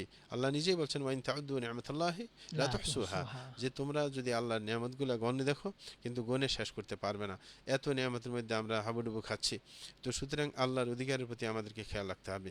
এই যে 5টা আয়াত এবং 2টা হাদিসের কথা বললাম, এই কোরআনের আয়াত এবং হাদিস থেকে আমরা কিছু মাসালা আপনি বুঝতে পারি, সেগুলোর প্রতি আমরা ইঙ্গিত দিচ্ছি। প্রথম নম্বর আমরা জানতে পারলাম যে মানুষ এবং জিন সৃষ্টির একমাত্র উদ্দেশ্য হচ্ছে আল্লাহর একত্ববাদকে প্রতিষ্ঠা করা, তাওহীদকে প্রতিষ্ঠা করা হয়েছে প্রথম উদ্দেশ্য। দ্বিতীয় নম্বর কথা হচ্ছে ইবাদত মানেই তাওহীদ, যে ইবাদত আমাকে আপনাকে জান্নাতে নিতে পারবে, সেই ইবাদতটা এককভাবে আল্লাহর জন্য করতে হবে। তাইলে ইবাদতের আপনার সমর্থক বলতে পারেন তাওহীদ, তাওহীদই ইবাদত, তাওহীদই ইবাদত, ইবাদতই তাওহীদ। সুতরাং তাওহীদ ছাড়া কোনো ইবাদতের গুরুত্ব নেই। আর এই ইবাদতটাকে তাওহীদ ভিত্তিক করার জন্য আম্বিয়া কেরাম এসেছেন, এবং আম্বিয়া কেরাম ওই যুগের কাফেরদের সাথে, মুশরিকদের সাথে এই ব্যাপার নিয়ে দ্বন্দ্বে লিপ্ত হয়েছেন যে একমাত্র ইবাদতটা আল্লাহর জন্য করতে হবে। তৃতীয় নম্বর, যে ব্যক্তি আপনার তাওহীদকে বাস্তবায়ন করবেন না, সে আল্লাহর ইবাদত করছে যে এটা বলা যাবে না, কারণ তাওহীদ ছাড়া ইবাদত গুরুত্বহীন। এই কারণে কেউ যদি ইবাদত করে শুধু কিন্তু তাওহীদ প্রতিষ্ঠা করে না, তাইলে সে আল্লাহর ইবাদত করেনি, কারণ জি জি এটাই বলেছেন আপনার সূরা কাফিরুনের মধ্যে আল্লাহ জাল্লা শানহু ওয়ালা আনতুম আবিদুনা মা আবুদ, যে তোমরা সেই সত্তার ইবাদত করো না যে সত্তার ইবাদত আমি করি। অথচ তারা মক্কার মধ্যে আল্লাহর ইবাদত করতেন, তোয়াফ করতেন, হ্যাঁ, এবং সদকা খেরাত করতেন, যারা জি জি বাইরের থেকে আগমন করতো তাদের সেবা করতেন, কিন্তু তারপরেও বলছে না তোমরা ইবাদত করো না, কারণ সেই ইবাদতের ভিত্তি তাওহীদের উপর নেই, এই কারণে সেটা ইবাদত হিসেবে আল্লাহ গণ্য করেননি। 4 নম্বরে যেটা আমরা জানতে পারি সেটা হচ্ছে রসুলদেরকে পাঠানোর একমাত্র উদ্দেশ্য হচ্ছে তাওহীদ প্রতিষ্ঠা করা এবং তাগুতের, হ্যাঁ, আপনার আনুগত্য থেকে মানুষকে বের করে আনা। বের করে আনা। 5ম নম্বরে যেটা সেটা হচ্ছে রেসালাতটা, যেটা আপনার সর্বযুগে হয়ে থাকে। রসুল পাঠিয়েছেন আল্লাহ জাল্লাহু প্রত্যেক জাতির কাছে, আর আমাদের রসুলের রেসালত পুরো বিশ্ববাসীর জন্য বেশ কম, কারণ জি জি আগেরকার রসুল নবীরা আসতেন কি এলাকা ভিত্তিক বা গোত্র ভিত্তিক, কিন্তু আমাদের রসুল সাল্লাহ আসলাম পুরো বিশ্ববাসীর সাল্লাম। জন্য, সকলের জন্য। 6 নম্বর যেটা আমরা বুঝতে পেরেছি সেটা হচ্ছে সকল নবীদের মৌলিক ধর্ম কিন্তু একটাই, সেটা হচ্ছে তাওহীদ প্রতিষ্ঠা করা। কিন্তু মাসলা মাসাইলের মধ্যে বেশ কম হইতে পারে, যেটাকে শরীয়ত বলা হয়। শরীয়ত কিন্তু বেশ কম, কিন্তু মূল যেটা দিন ধর্ম সেটা কিন্তু এক, সেটা হচ্ছে তাওহীদ। 7 নম্বর যেটা আমরা জানতে পারি সেটা হচ্ছে আল্লাহর ইবাদত কখনো তাগুতের আনুগত্যের বাইরে যাওয়া ছাড়া ইবাদত হাসিল হবে না। মানে যদি আল্লাহর তাওহীদ প্রতিষ্ঠা করতে হয় তাহলে তাগুতকে প্রত্যাখ্যান করতে হবে। তাগুতেরও আপনি ইবাদত করবেন, আল্লাহরও ইবাদত করবেন, দুইটা কিন্তু একসাথে চলতে পারে না। এই কারণে আল্লাহ জাল্লা শানহু বলেছিলেন ফামান ইয়াকফুর বিত্তাগুতি ওয়া ইউমিন বিল্লাহ ফাকাদ ইসতামসাকা বিল উরওয়াতিল ওয়াথকা লা ইনফিসামা লাহা। আল্লাহ জাল্লা শানহু বলেছেন যেই ব্যক্তি তাগুতকে অস্বীকার করবে তারপর আল্লাহর উপর ঈমান আনবে, হ্যাঁ, তাহলে সে একমাত্র শক্ত হাতল ধরতে পেরেছে, হ্যাঁ, যার মাধ্যমে সে জান্নাতে যেতে পারবে, সে ঈমানের উপর তাওহীদের উপর অটল থাকতে পারবে। সুতরাং সর্বপ্রথম কথা হচ্ছে তাগুতকে প্রত্যাখ্যান করা। কিন্তু বিশ্বের বুকে অনেকে আছে অন্যের আনুগত্য করে, পাশে সুযোগ পাইলে আল্লাহর আনুগত্য করে, এইভাবে চলবে না। তাগুতকে প্রত্যাখ্যান করতে হবে, কারোর ইবাদত চলবে না বিশ্বের বুকে, যেই কেউ হোক না কেন। যেই ব্যক্তি নিজের দিকে মানুষকে ডাকবে সেই তাগুত, তার কথা শোনা যাবে না। 8 নম্বর যে ব্যাপারটা আমরা জানতে পেরেছি সেটা হচ্ছে তাগুত হচ্ছে যার দিকে, মানে তার ইবাদতের দিকে মানুষকে ডাকা হয়। যেমন ইবলিস, ইবলিস তার আনুগত্যের দিকে মানুষকে ডাকে, সুতরাং সে হচ্ছে সর্ববৃহৎ তাগুত। এরপরে বিশ্বের মধ্যে অনেকে আছে রাজনৈতিক নেতা বর্গ, তারা নিজের আনুগত্যের দিকে মানুষকে ডাকে, এরকম পীর বুজুর্গ নিজের আনুগত্যের দিকে মানুষকে ডাকে। তাকে সুতরাং সবাই তাগুতের অন্তর্ভুক্ত। তাগুতকে আমরা বুঝতে পেরেছি যে কুল্লু মা আবুদা মিন দুনিল্লাহ, যা আল্লাহ ছাড়া যার ইবাদত করা হয় আল্লাহকে বাদ দিয়ে, হ্যাঁ, তাকে তাগুত বলা হয়। এরকমভাবে আমরা আরও কিছু ব্যাপার এখানে জানতে পারছি, সেটা হচ্ছে যে রসুল আকরম সাল্লাল্লাহু আলাইহি ওয়াসাল্লামের সর্বশেষ ওসিয়ত কী ছিল। রসুল আকরম সাল্লাল্লাহু আলাইহি ওয়াসাল্লাম ওসিয়ত করে গেলেন যে যেন তাওহীদের উপর প্রতিষ্ঠিত থাকা যায়, সেটাই রসুল আকরম সাল্লাল্লাহু আলাইহি ওয়াসাল্লামের ওসিয়ত ছিল। আরেকটা ব্যাপার সেটা হচ্ছে আল্লাহর অধিকার আমরা জানতে পেরেছি এই আলোচনা থেকে, যে আল্লাহর অধিকার হচ্ছে যে সবাই একমাত্র আল্লাহরই ইবাদত করবে, আল্লাহর সাথে কোনো শরিক করা যাবে না। এরকমভাবে আমরা জানতে পেরেছি বান্দার ইবাদত কি, বান্দার অধিকার কি। বান্দার অধিকার হচ্ছে যদি সে তাওহীদ প্রতিষ্ঠা করতে পারে নিজের জীবনে, তাহলে তাকে আল্লাহ জাল্লা শানহু শাস্তি দিবেন না, দিবেন। তাকে শাস্তি থেকে রক্ষা করবেন। এরকমভাবে আমরা আরও কিছু ব্যাপার জানতে পেরেছি। যেমন একটা ব্যাপার, আমাদের দেশে অনেকে, কেউ যদি কোনো আলেমের অনুসরণ করে, তখন যদি অন্য আলেম যদি বলে তোমার আলেমের এই কথাটা ভুল হয়েছে, এটা কোরআন হাদিসের বিপরীত, তখন বলে যে আমার আলেম কি কম জানে, আমার আলেম তো সব কিছু জানে। জি জি অথচ এই যে ব্যাপারটা, মানে আল্লাহর অধিকার আর বন্দার অধিকার, এটা কিন্তু মুআয রাদিয়াল্লাহু আনহু জানতেন না, জি অথচ তিনি একজন বিশিষ্ট সাহাবী, হ্যাঁ, রাসূল আকরাম সাল্লাল্লাহু আলাইহি ওয়াসাল্লাম তাকে জানিয়ে দিয়েছেন। তাইলে অনেক ব্যাপার আছে, এবং এটা জানার জন্য নিষেধ করলেন, হ্যাঁ, মানুষকে, হ্যাঁ, যে অন্যদেরকে জানিয়ে দিবে না, তাইলে অন্যরা অলস হয়ে যাবে, ইবাদত করবে না। তাইলে এমন হতে পারে যে কোনো সাহাবী, হ্যাঁ, কোনো হাদিসের, হ্যাঁ, আপনার জ্ঞান রাখেন নাই, হাদিস তার কাছে পৌঁছে নাই, বা ওই বিষয়ে তার জানা নেই, এরকম হতেই পারে। সুতরাং এরকমভাবে অন্ধভক্তির কোনো মানে হয় না। আরেকটা ব্যাপার সেটা হচ্ছে কখনো কোনো লাভের জন্য, কোনো মাসলাহাতের জন্য কোনো এলেমকে লুকিয়ে রাখা যেতে পারে। হ্যাঁ, যেমন এইখানে মানুষ অলস হয়ে যাবে, ইবাদত করবে না, বিদায় রসুল বলছেন তাদেরকে এই সংবাদটা দিবে না, তাইলে এলেমটা মাঝে মাঝে লুকিয়ে রাখা যায়, হ্যাঁ, কোনো একটা ফায়দার জন্য। আরেকটা ব্যাপার সেটা হচ্ছে মুসলমানকে সুসংবাদ দেওয়া, এটা একটা ভালো বিষয়। অনেক মানুষ আছে মুসলমানদেরকে আরও মানে চিন্তিত করে তোলে, না এটা হইতে পারে না, হ্যাঁ, রসুল আকরাম বলছেন আফদলুল আমাল ইলাল্লাহ সুরুরুন তুদখিলু ফি কলবি মুসলিম। রসুল বললেন সর্বশ্রেষ্ঠ আমল হচ্ছে তুমি যদি কোনো মুসলমানের অন্তরে একটু খুশি ঢুকিয়ে দিতে পারো, হ্যাঁ, আনন্দ ঢুকিয়ে দিতে পারো। সুতরাং আরেকজনকে সুসংবাদ দেওয়া, তার মনকে একটু আনন্দিত করা, সেটা একটা গুরুত্বপূর্ণ ইবাদত এবং মুস্তাহাব কাজ। আরেকটা ব্যাপার সেটা হচ্ছে যে কখনো নিজে অপরাধ করে আল্লাহর যে মানে বিস্তর যে রহমত আছে, দয়া আছে, সেটার উপর নির্ভরশীল হওয়া যাবে না। অপরাধ করে আল্লাহর দয়ার উপর নির্ভরশীল হওয়া যাবে না। এই কারণে রাসূল সাল্লাল্লাহু আলাইহি ওয়াসাল্লাম বলছেন তাদেরকে সংবাদ দিবে না, তাহলে তারা, হ্যাঁ, আপনার ইবাদত বাদ দিয়ে ওই যে আল্লাহর দয়ার উপর নির্ভরশীল হয়ে যাবে। হ্যাঁ, সেটা করা যাবে না। আমাদের দেশে অনেক মানুষ আছেন যে নামাজ পড়ে না, সিয়াম রাখে না, তারপরে সে মনে করে যে আল্লাহ তো আমার উপর দয়াবান হবেন, আল্লাহ আমাকে জান্নাত দিয়ে দেবেন। না, এটা হতে পারে না। কখনো আল্লাহর রহমতের উপর কাজ বাদ দিয়ে আপনার নির্ভরশীল হওয়া যাবে না। এই কারণে আল্লাহ জাল্লাহু শাআনহু যখন মুমিনদেরকে জান্নাত বুঝিয়ে দিবেন, তখন বলবেন তিলকাল জান্নাতুল্লাতী ইউরিসতুমুহা বিমা কুনতুম তা'মালুন, যে এই জান্নাত তোমাদেরকে বুঝিয়ে দেওয়া হয়েছে, এই জান্নাতের অংশীদার বানানো হয়েছে কি জন্য? তোমরা আমল করতেছিলে এই জন্য। তাইলে আমল ছাড়া শুধু আল্লাহর রহমতের উপর নির্ভরশীল হয়, এটা বোকামি ছাড়া আর কিছুই নয়। এরকমভাবে আরেকটা ব্যাপার হচ্ছে যে কেউ, কোনো যোগ্য ব্যক্তি যদি কোনো ব্যক্তিকে জিজ্ঞাসা করে, কোনো প্রশ্ন করে, যদি সে সত্যিকার না জানে, তাহলে বলতে হবে যে আল্লাহ রাসূল ভালো জানেন। হ্যাঁ, সুতরাং নিজের চালাকিটা আপনার করে মানে না জেনেও কথা বলা, সেটা কিন্তু অপরাধ। এরকমভাবে আরেকটা ব্যাপার সেটা হচ্ছে যে বিশেষ বিশেষ ব্যক্তিকে কোনো জ্ঞান দেওয়া যাইতে পারে অন্যকে বাদ দিয়ে। যেমন হজরত মুআজকে রাসূল সাল্লাল্লাহু আলাইহি ওয়াসাল্লাম উপযুক্ত মনে করেছেন এই জ্ঞান দেওয়ার জন্য, এই কারণে তাকে এই জ্ঞানটা দিলেন, বললেন যে অন্যদেরকে না জানিয়ে দিতে। হ্যাঁ, এটা একটা মাসালা আমরা পাইলাম। আরেকটা মাসালা, রসুল আকরাম সাল্লাল্লাহু আলাইহি ওয়াসাল্লাম আপনার একজন সাইয়্যিদুল মুরসালিন হওয়া সত্ত্বেও তিনি কিন্তু অহংকার করতেন না, তিনি সবসময় নম্রতাকে পছন্দ করতেন। এই কারণে তিনি আপনার গাধার পিঠে সাওয়ার হইলেন। হ্যাঁ, অথচ সেই যুগে যারা প্রভাবশালী ছিল তারা উটের পিঠে সওয়ার হতো, এরকমভাবে ঘোড়ার পিঠে সওয়ার হতো, কিন্তু গাধার পিঠে কেউ উঠতো না, কারণ গাধা হচ্ছে আপনার নিম্ন শ্রেণীর। কিন্তু রসুল আকরাম সাল্লাল্লাহু আলাইহি ওয়াসাল্লাম এত বেশি বিনয়ী ছিলেন যে তিনি গাধার পিঠে উঠলেন এবং হজরত মুআজকে পাশে নিলেন। আরেকটা মাসালা আমরা দেখতে পাই, সেটা হচ্ছে গাধার পিছনে বা কোনো আরোহণের পিছনে নিজে বসার পাশাপাশি আরেকজনকেও বসানো যায়, এটা জুলুম হয় না। হ্যাঁ, অনেকে বলতে পারেন যে ভার বেশি হয়ে যায় যে আরেকজনকে সাথে নিল না, এটা জায়েজ। এরকমভাবে আরেকটা জিনিস বুঝতে পারি যে হজরত মুআজ রাদিয়াল্লাহু তাআলা আনহুর শ্রেষ্ঠত্ব, কারণ ওনাকে উনি উপযুক্ত মনে করেছেন এই জ্ঞান দেওয়ার জন্য। আরেকটা হচ্ছে এই ব্যাপারটার গুরুত্ব, তাওহীদের গুরুত্ব এখান থেকে বোঝা যায়, কারণ তাওহীদটা হচ্ছে আল্লাহর অধিকার। তো সুতরাং আমরা এখান থেকে জানলাম যে তাওহীদের কত বেশি প্রয়োজনীয়তা রয়েছে, তাওহীদ ছাড়া জান্নাত মিলবে না। এর পাশাপাশি আমরা আরও একটা বিষয় জানতে অবশ্যই চেষ্টা করব, সেটা হচ্ছে তাওহীদের ফজিলত কী এবং তাওহীদ দ্বারা কী লাভ হয়। কি লাভ হয়? হ্যাঁ, কারণ হচ্ছে তাওহীদের ফজিলত না জানলে তাওহীদ জানার প্রতি আগ্রহী আমরা হয়ে উঠব না।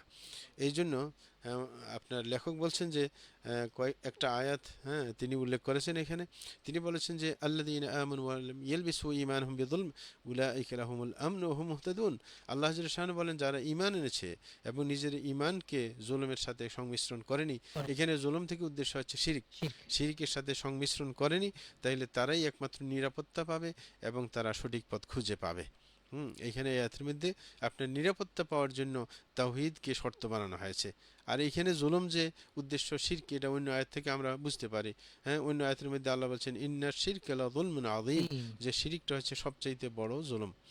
তো এই কারণে ঈমানকে যদি আপনার শিরক, হ্যাঁ, থেকে দূরে রাখা যায়, তাহলে সেটার মাধ্যমে আমরা নিরাপত্তা পেতে পারি এবং সঠিক পথ খুঁজে পেতে পারি। দুনিয়াতেও সঠিক পথ খুঁজে পাবো, জান্নাতের পথ, পরকালেও জান্নাতের পথ খুঁজে পাবো এই তাওহীদের ভিত্তিতে। এর পাশাপাশি উনি আরও কয়েকটা হাদিস উল্লেখ করেন।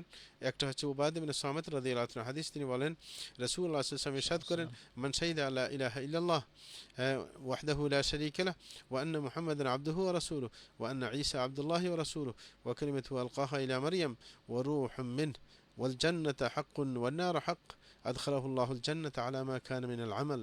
রাসূল আকরাম সাল্লাল্লাহু আলাইহি ওয়াসাল্লাম বলেছেন যে এই ব্যক্তি এই কথার সাক্ষ্য দেয় যে আল্লাহ ছাড়া সত্য কোনো মাবুদ নেই, তিনি একক, তার কোনো শরীক নেই, এবং মুহাম্মদ সাল্লাল্লাহু আলাইহি ওয়াসাল্লাম আল্লাহর বান্দা ও রাসূল, এবং ঈসা আলাইহিস সালাম আল্লাহর বান্দা ও রাসূল, এবং ঈসা আলাইহিস সালাম হচ্ছে আল্লাহর কালিমা, যেই কালিমা মারিয়ামের কাছে পাঠানো হয়েছে। আল্লাহর কালিমা হচ্ছে কুন, হয়ে যাও, কারণ তাকে তার পিতার মাধ্যমে জন্ম দেওয়া হয়নি, এই কারণে কালিমা সরাসরি। হ্যাঁ, এবং রূহুম মিনহু, যে আল্লাহর পক্ষ থেকে রূহ, কারণ জিবরিল এসে রূহটা ফুঁকে দিয়েছেন, হ্যাঁ, আপনার মারিয়াম আলাইহিস সালামের বুকের মধ্যে, তখনই তিনি জন্মগ্রহণ করেন। এরকমভাবে কেউ যদি বিশ্বাস করে জান্নাত সত্য, জাহান্নাম সত্য, এই পাঁচটা জিনিস যদি বিশ্বাস করে, রসুল বলছেন আদখালাহুল্লাহুল জান্নাহ, তখন তাকে আল্লাহ জান্নাত দিয়ে দিবেন, তার আমল যাই হোক না কেন। সুতরাং বিশ্বাস খাঁটি হইলে আমলের ব্যত্যয় ঘটলেও জান্নাতে যাওয়ার কি সুযোগ আছে।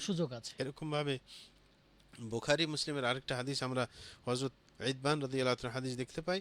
তিনি বলেছেন যে রাসূল বলেন যে ইন্নাল্লাহ হাররামা আলান নারি মান ক্বালা লা ইলাহা ইল্লাল্লাহ ইয়াবতাগি বিযালিকা ওয়াজহাল্লাহ, যে আল্লাহ জাহান্নামের উপর ওই ব্যক্তিকে হারাম করে দেন যে ব্যক্তি এই কথা স্বীকার করে যে আল্লাহ ছাড়া সত্য কোনো মাবুদ নেই, এবং সে এটা একমাত্র স্বীকার করছে আল্লাহর সন্তুষ্টির জন্য।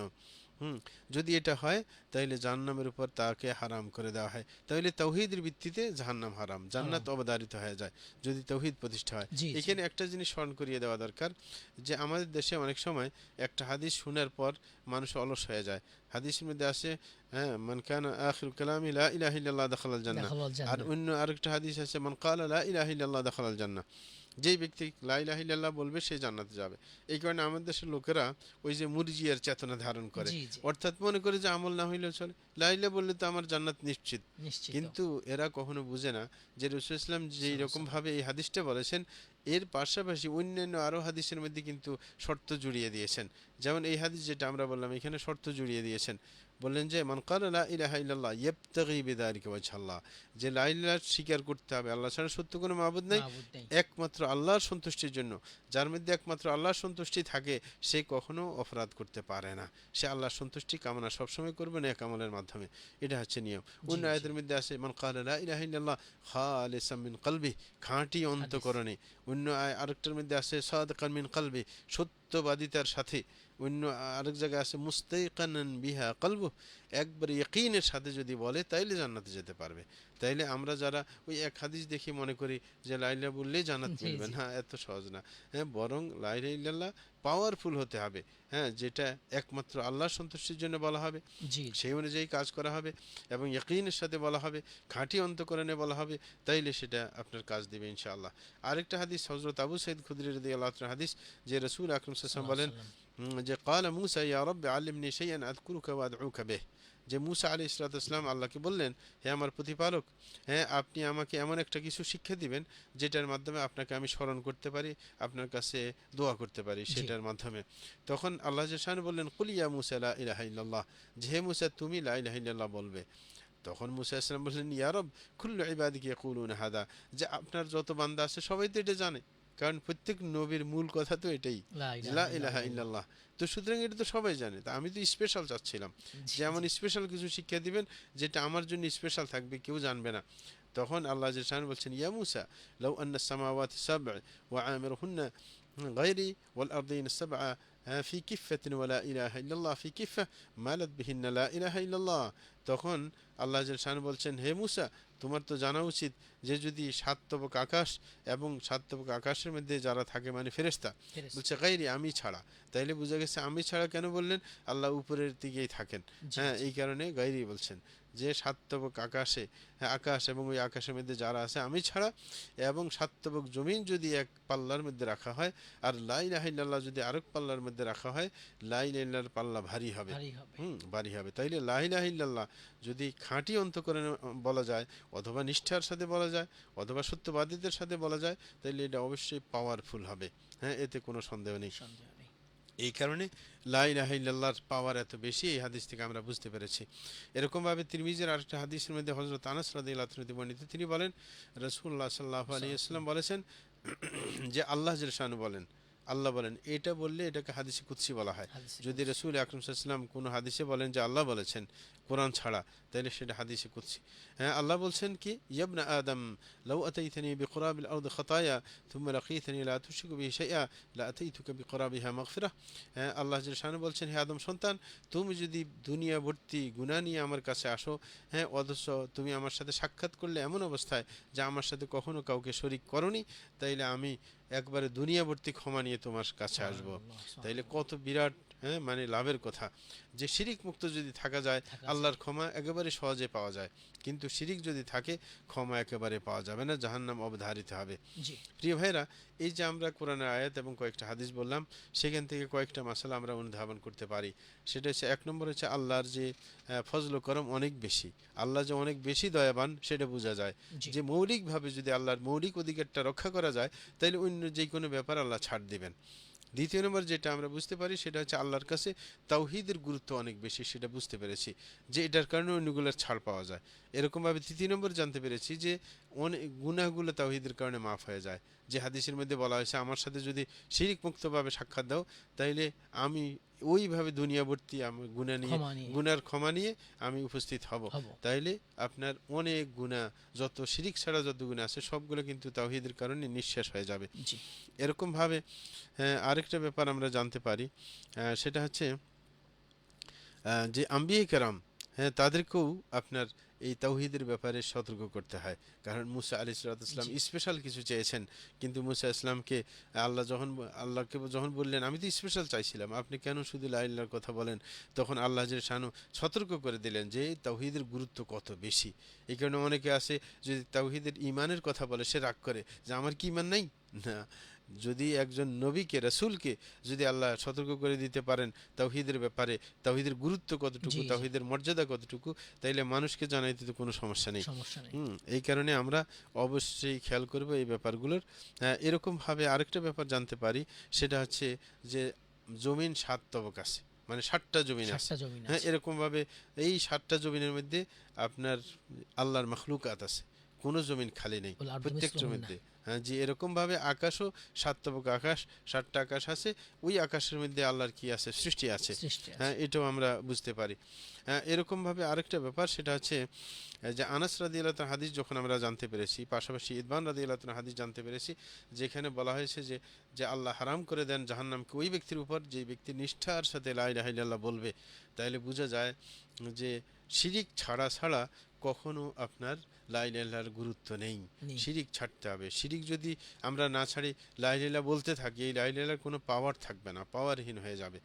হ্যাঁ, এরকমভাবে আরেকটা ব্যাপার আমরা জানতে পারি, যে রসুল আকরাম সাল্লাল্লাহু আলাইহি ওয়াসাল্লামকে আল্লাহর বান্দা এবং রসুল বলা হয়। যেমন আমরা বলি যখন শাহাদাতাইন বলি, ওয়া আশহাদু আন্না মুহাম্মাদান আবদুহু ওয়া রাসূলুহু, এরকমভাবে গত হাদিসের মধ্যে বলা হয়েছে আপনি ঈসা আলাইহিস সালামকে যে তিনিও আব্দুল্লাহি ওয়া রাসূলুহু, তিনি আল্লাহর বান্দা ও রাসূল। তাইলে প্রত্যেক ব্যক্তির, হ্যাঁ বিশেষ করে রাসূলদের, হ্যাঁ আপনার গুরুত্বপূর্ণ এবং পুরো মানব জাতির জন্য গুরুত্বপূর্ণ একটা বৈশিষ্ট্য হচ্ছে আবদিয়ত, যে গোলাম হতে পারা, বান্দা, হ্যাঁ। আল্লাহর বান্দা হতে পারা, যে আল্লাহর আনুগত্য করতে পারা, এটা হচ্ছে সবচাইতে বড় বৈশিষ্ট্য। এই কারণে আগে আব্দু বলা হয়েছে, আব্দুহু ওয়া রাসূলুহু, মানে উবুদিয়তটা হচ্ছে সবচাইতে বড়, বেশি গুরুত্বপূর্ণ জি একজন জি মানুষের জন্য। যদি সত্যিকার আল্লাহর গোলামি করতে পারে, তার সম্মান বেড়ে যাবে। তারপরে বিশেষ রেসালত রসুলের সাথে খাস, এটা অন্য ব্যক্তিকে আল্লাহ দেননি, যাদেরকে চয়েস করেছেন তাকে দিয়েছেন। সুতরাং উবুদিয়তের গুরুত্ব অনেক বেশি, এটা আমাদের খেয়াল করতে হবে। আরেকটা ব্যাপার আমরা জানতে পেরেছি যে ঈসা আলাইহিস সালামকে কালিমাতুল্লাহ বলা হয়, কারণ সরাসরি আল্লাহর বাণীর দ্বারা তিনি তৈরি।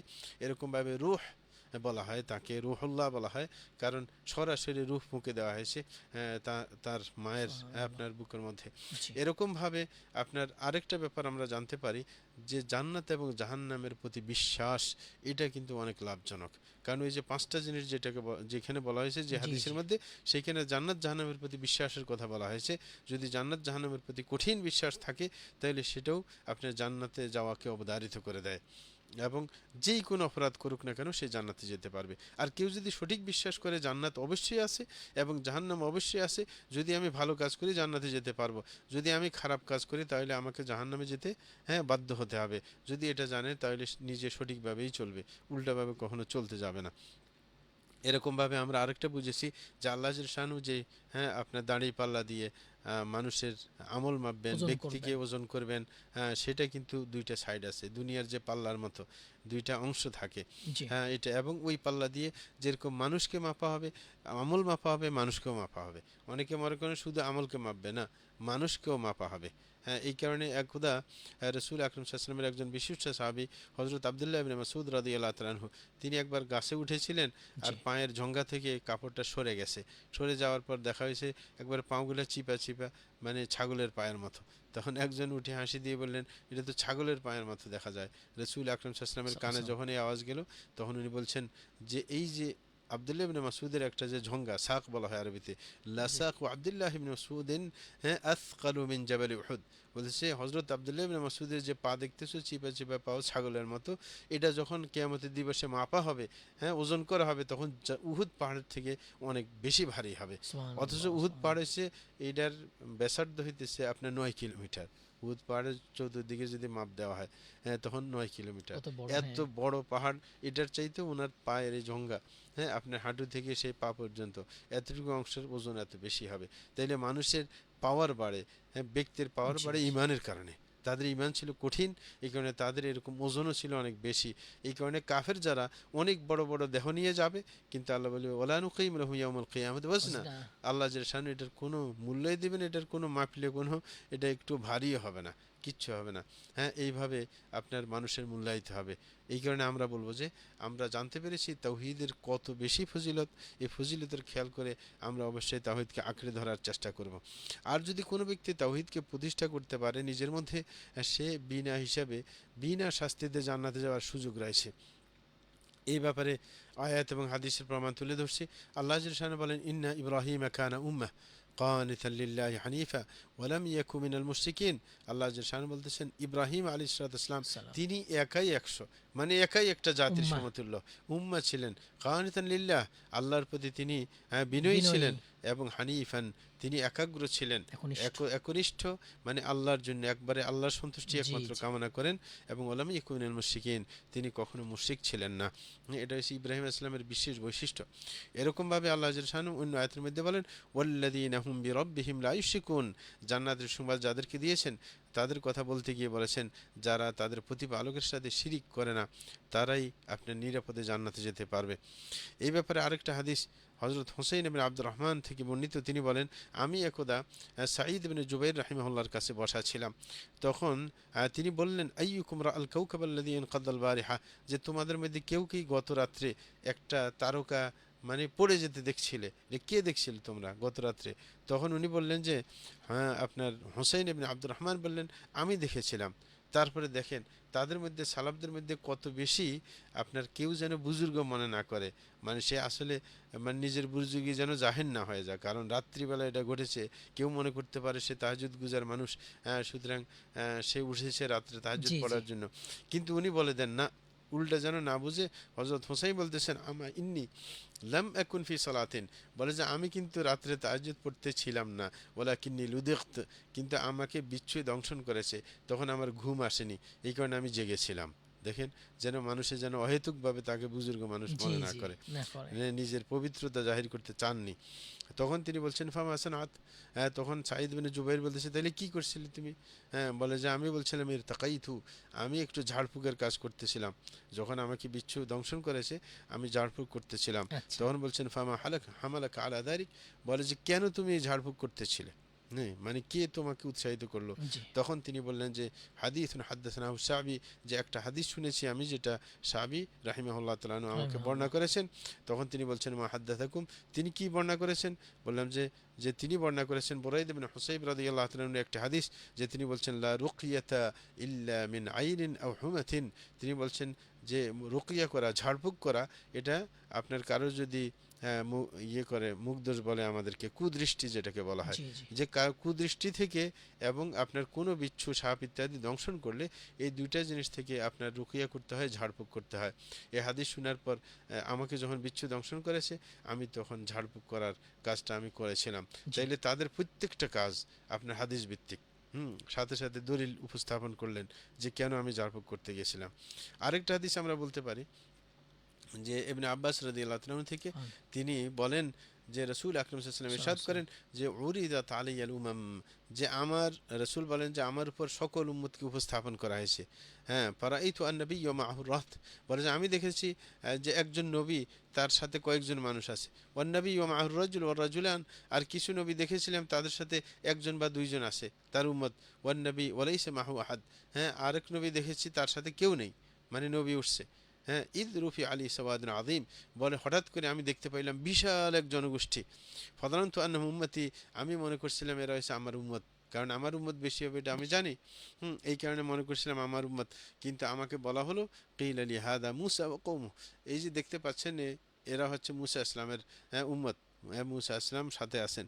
তারপরে আমি দেখলাম আরেক দিকে থুম্মা নাযারতু ফাইদা সাওয়াদুন আযীম, হ্যাঁ আবার দেখলাম আরেকটা বিশাল দল, এটার চাইতে আরো বড় দল। তখন আমাকে বলা হইলো হাদি উম্মাতুক, বলে এরা হচ্ছে আপনার উম্মত।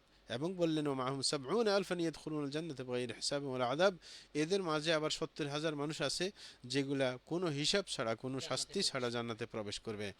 হ্যাঁ, তখন বলে যে সুম্মা নাহাদা ফাদাখলা মানজিলা, এই কথা বলে রসুল আকরাম সাল্লাল্লাহু আলাইহি ওয়াসাল্লাম উঠে চলে গেলেন, ঘরে ঢুকে পড়লেন। হ্যাঁ, তখন মানুষরা চিন্তা করতে শুরু করলো এই ৭০,০০০ কি হইতে পারে, মানে ৭০,০০০ যারা কোনো শাস্তি ছাড়া, হ্যাঁ এরকমভাবে কোনো হিসাব কিতাব ছাড়া জান্নাতে চলে যাবে, এরা কারা? তখন কেউ কেউ ধারণা করতেছিলেন যে হইতে পারে যারা রসুল আকরাম সাল্লাল্লাহু আলাইহি ওয়াসাল্লামের সাথী হয়েছিলেন সাহাবী, তাদের এই ফজিলতটা এদের জন্য। কেউ কেউ মনে করছিলেন যারা ইসলামের উপর জন্মগ্রহণ করেছে, কখনো শিরকের সাথে জড়িত ছিল না, হয়তো এরা হইতে পারে, যে আল্লাহর সাথে কখনো শরিক করে নাই। একজনে একরকম মন্তব্য করতেছিলেন। তারা এই সময় আবার রসুল আকরাম সাল্লাল্লাহু আলাইহি ওয়াসাল্লাম বেরিয়ে আসলেন ঘর থেকে। তখন তাদেরকে সংবাদ দিলেন যে ওরা কারা। ওদেরকে জিজ্ঞাসা করলেন তোমরা কি করতেছো? বলে যে আমরা তো ৭০,০০০ মানুষ কীরকম হবে এগুলো নিয়ে চিন্তা করতেছিলাম। তখন রসুল বললেন হুমুল্লাযীনা লা ইস্তারকুনা ওয়া লা ইয়াকনিজুন ওয়া লা ইয়াক্তাউনা ওয়া লা ইয়াতাতায়্যারুন, বলছেন তারা এমন যে তারা কখনো ঝাড়ফুঁক আরেকজন থেকে করতে চায় না, নিজে ঝাড়ফুঁক করতে পারে কিন্তু আরেকজন থেকে ঝাড়ফুঁক কামনা করে না, এরকমভাবে নিজে দাগ দিতে যায় না শরীরে লোহা দিয়ে।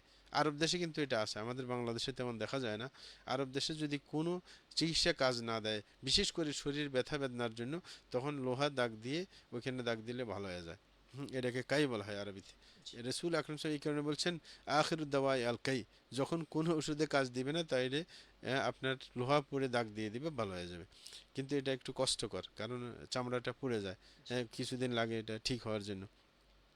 তো রসুল বলছেন যে যারা আপনার ৭০,০০০ মানুষ জান্নাতে যাবে, তারা ঝাড়ফুঁক আরেকজন থেকে নিতে চাইবে না, এবং তারা পাশাপাশি কোনো দাগ দিবে না শরীরের মধ্যে, চিকিৎসা হিসেবে বলা ইয়াতাতায়্যারুন, এবং তারা কুলক্ষণ কখনো নেবে না। হ্যাঁ, কুলক্ষণ ভাবে আমাদের দেশে অনেক আছে যে পেশার ডাক দিলে কুলক্ষণ ভাবে, এটা সেটা অনেক ধরনের না, কুলক্ষণ ভাবা এটা শরীয়ত বিরোধী, তাওহীদ বিরোধী।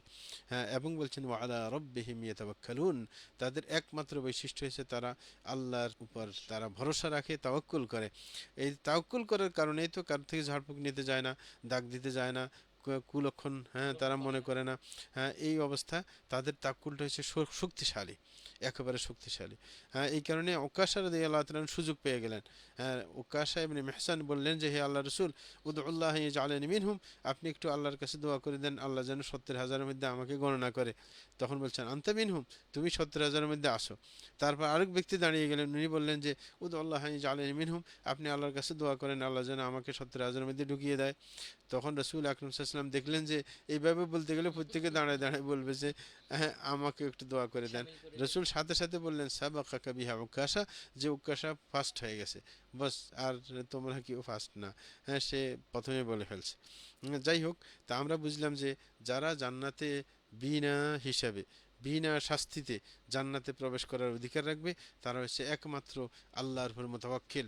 তাদের ঈমান হবে একেবারে তাওহীদ ভিত্তিক ঈমান, তারা আল্লাহ ছাড়া আর কারোর আপনার সন্তুষ্টি কামনা করতে পারে না। এই যে হাদিস এবং আয়াত বললাম, এখান থেকে অনেকগুলো আমরা মাসলা আমরা দেখতে পাই। সেটা হচ্ছে যে মানুষের তাওহীদের মধ্যে মানুষের অনেক প্রকার আছে। কারণ আমরা দেখতে পাইছি ৭০,০০০ মানুষকে বিনা হিসাবে, বিনা শাস্তিতে আপনার জান্নাত দেওয়া হবে। এরাই কি শুধু মুসলমান ইমানদার? না, আরও ইমানদার আছে, কিন্তু এদের লেভেলটা হয়েছে অনেক উপরে, সেটা আমরা বুঝতে পেরেছি। এবং কিভাবে তাওহীদকে প্রতিষ্ঠা করতে হয় সেটা আমরা বুঝতে পেরেছি এখান থেকে। আরেকটা হচ্ছে ইব্রাহিম আলাইহিস সালামের আল্লাহ প্রশংসা করলেন। ইব্রাহিম ইসলামের বিশেষ বৈশিষ্ট্য লাম ইয়াকু মিনাল মুশরিকিন, তিনি মুশরিক ছিলেন না, হ্যাঁ শিরিক থেকে তিনি মুক্ত ছিলেন। হ্যাঁ, আরেকটা হচ্ছে রসুল আকরম সাল্লাল্লাহু আলাইহি ইসলামের এখানে অনেকজনকে শিরিক, বিশেষ করে আম্বিয়া কেরাম যারা আছে তাদেরকে শিরিক মুক্তির ঘোষণা দিয়েছেন, যে তারা শিরিক থেকে মুক্ত। হ্যাঁ, তারা তাওহীদকে বাস্তবায়ন করেছেন, যদিও উম্মত কম বেশি থাকুক না কেন, কিন্তু তারা শিরিক মুক্ত ইবাদতের দিকে মানুষকে ডেকেছিলেন। আরেকটা হচ্ছে আপনার এরকমভাবে আপনার তাওহীদ প্রতিষ্ঠা করার ক্ষেত্রে আপনার কি করতে হবে, রুকিয়া থেকে দূরে থাকতে হবে, কারণ তাহলে তাওহীদের চরম পর্যায় হবে। একজন ব্যক্তি যদি আল্লাহর উপর, আমরা আমাদের যুগে এরকম দেখেছিলাম, একবার আমি সফরে গিয়েছিলাম, তো যাওয়ার পর একজনের সাথে সাক্ষাৎ, এক হেডমাস্টারের সাথে হাই স্কুলের, তো তার কপালে দেখলাম যে একটা ফোঁড়া আছে, মানে বড় ফোঁড়া উঠছিল। তো আমি বলছিলাম যে আপনি এই ফোঁড়াটা অপারেশন করে তো ফেলে দিতে পারেন। বলে যে আমি ডাক্তারের কাছে গিয়েছিলাম, বললো যে এটা অপারেশন করতে হবে, এমনি কোনো ওষুধ দিলে কাজ হবে না। তো বললাম যে অপারেশন করলে তো আমি সেজদা দিতে পারবো না, আমার তো ভালো লাগবে না, এরকম আল্লাহর কাছে সেজদা না দিলে তো আমার ভালো লাগে না। তখন সে বলছিল যে না, আমি ওষুধ নেব না, আল্লাহ আমাকে অসুখ দিলেন, আল্লাহ আমাকে ভালো করে দিবেন। তা আমি ওর সাথে ছিলাম, 40 দিনের মতো ছিলাম। তো ওই দিনগুলোর মধ্যে দেখলাম যে 10-15 দিনের মাথায় ওর গায়েব হয়ে গেছে। মানে সে বলে আল্লাহই দিয়েছেন, আমি এটা সেজদা করা বন্ধ করতে পারবো না, আমি সেজদা দিব, কিন্তু আমি অপারেশন করলে সেজদা তাওয়াক্কুল, দিতে হ্যাঁ। পারবো না। এটা হচ্ছে তাওয়াক্কুল, এটা হচ্ছে আপনার সর্বোচ্চ তাওহীদের পর্যায়। জি, হ্যাঁ, এই জি। কারণে ওই যে 70,000-এর এই গুরুত্ব দিলেন, যে তারা আর কোনো দাগ দেয় না লোহা দিয়ে, আর আরেকজনের কাছ থেকে কি আর ঝাড়ফুঁক ঝাড়ফুঁক। চায় না, তাইলে তাওহীদটা তাদের হচ্ছে চরম পর্যায়ের। হ্যাঁ, এরকমভাবে আপনার আরেকটা ব্যাপার, সেটা হচ্ছে সাহাবীদের জ্ঞানের গভীরতা এখান থেকে বোঝা যায়। হ্যাঁ, যে তারা আপনার কখনো হ্যাঁ, আমল ছাড়া, জ্ঞান কত বেশি, যে আমল ছাড়া জেগে আছেন, মানে এটা যেন কেউ মনে করে যে আমি আমল করছি। হ্যাঁ, এটা জ্ঞান, যে আরেকজনে বুঝে ফেলতে পারে যে আমি মনে হয় তাহাজ্জুদ পড়ার জন্য উঠেছিলাম। হ্যাঁ, এরকম। আরেকটা হচ্ছে কল্যাণের চিন্তা সাহাবাদের মধ্যে অনেক বেশি। হ্যাঁ, কল্যাণ কীভাবে পাইবে, কল্যাণ পাওয়ার জন্যই তো তারা সবাই উঠে পড়ে লাগছে, যে 70,000 মানুষ কেমন হবে, কি হবে, সবাই চায় যে আমি যেন 70,000-এর মধ্যে হইতে, প্রতিযোগিতা তাদের মধ্যে, যে আমি যেন 70,000-এর মধ্যে গণ্য হইতে পারি। সুতরাং একইভাবে আপনার এই 70,000-এর যে ফজিলত, বিশেষ করে হ্যাঁ তাদের মধ্যে আসার জন্য আমাদেরও চেষ্টা থাকতে হবে, আমাদেরও যেন খাঁটি হ্যাঁ তাওয়াক্কুল আল্লাহর উপর একেবারে থাকে। সেটা আরেকটা হচ্ছে মুসা আলাইহিস সালামের যারা অনুসারী, তাদের ফজিলত, কারণ তাদের সংখ্যা আমাদের রসুলের পরপর হবে, তাদেরও সংখ্যা অনেক বেশি, তাইলে যেই নবীর উম্মত বেশি তার ফজিলত এখান থেকে বোঝা যায়। আরেকটা হচ্ছে রসুল আকরম সাল্লাল্লাহু আলাইহি ওয়াসাল্লামের ফজিলত, যে সকল উম্মাহকে রসুলের সামনে উপস্থিত করা হয়েছে, উপস্থাপন করা হয়েছে। আরেকটা আমরা বুঝতে পারি যে নবী সাল্লাল্লাহু আলাইহি ওয়াসাল্লাম, যত নবী আসবেন দুনিয়াতে, তাদের দায়িত্ব হচ্ছে তাওহীদ প্রতিষ্ঠা করা, তাওহীদের প্রতি দাওয়াত দেওয়া, লোক বাড়ানো তাদের কাজ না। নাইলে কি কোনো ব্যক্তি, কোনো নবী কি এমন হইতে পারে সে দায়িত্ব পালন করে নাই? আল্লাহ বুঝে শুনে নবীদেরকে নবী বানিয়েছেন, কিন্তু নবী দাওয়াত দিয়েছেন ঠিকই, কিন্তু কেউ তার উম্মত হিসেবে তাকে পায় নাই। তাই বলে কি তার দাওয়াতে অবহেলা হয়েছে, বা তার দাওয়াতে দায়িত্ব পালন হয় নাই? এই কারণে অনেক মানুষ এরকম মনে করে আমাদের যুগে, যে যার দল বেশি ভারী মানে সেই কামেল মানুষ। হ্যাঁ, এরকম মনে করে। আসলে একজন নবী, তার দেখা যায় যে কেউ ভক্ত নাই, মানে তার অনুসরণ কেউ করে নাই। হ্যাঁ, তাইলে তার তো কামালিয়ত নষ্ট হয় নাই, তিনি একজন তো পরিপূর্ণ একজন পুরুষ, হ্যাঁ আল্লাহর, হ্যাঁ পরিপূর্ণ একজন নবী। হ্যাঁ, তো এই কারণে আমরা বলবো যে না, মানুষের এর সংখ্যাগরিষ্ঠ বরং খারাপের আলামত। কারণ কোরআনের মধ্যে আল্লাহ প্রশংসা করেছে কমের। আল্লাহ বলছেন কালিলুম মিন ইবাদিয়াশ শাকুর, যে খুব কম মানুষই আল্লাহর আনুগত্য করে। আল্লাহর কৃতজ্ঞ বান্দা হচ্ছে সংখ্যায় কম। সুতরাং বেশির অনেকে দাপট দেখায়, কোন দলের সংখ্যা বেশি তাইলে ওই দল হকের উপর আছে, এরকম অনেকে মনে করার চেষ্টা করে।